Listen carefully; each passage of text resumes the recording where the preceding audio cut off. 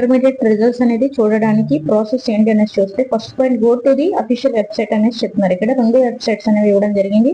Government official websites మనకి first చూస్తే BIEAP-gov.org అనేది ఒక వెబ్సైట్, రెండోది BIE.AP.gov.in. ఈ రెండు కూడా అఫీషియల్ వెబ్సైట్ కాబట్టి 2 వర్క్ లోనే ఉంటాయి కాబట్టి మీరు యూజ్ చేసుకోవచ్చు. ఎందుకంటే ఒకేసారి ఇంటర్మీడియట్ వాళ్ళందరూ కూడా రిజల్ట్స్ కోసం వెబ్సైట్ ఉపయోగించడం వల్ల అనేది కనిపించవచ్చు.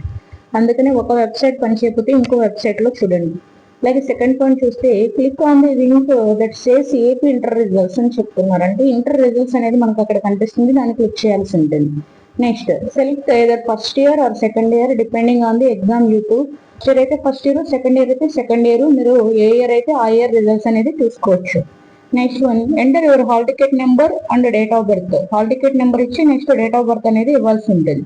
అప్పుడు మనకి your score will appear on the screen. మనకి స్కోర్ ఎంత వచ్చింది ఏంటి అనేది కనిపిస్తుంది, దాన్ని ప్రింట్అవుట్ అనేది తీసుకోవచ్చు.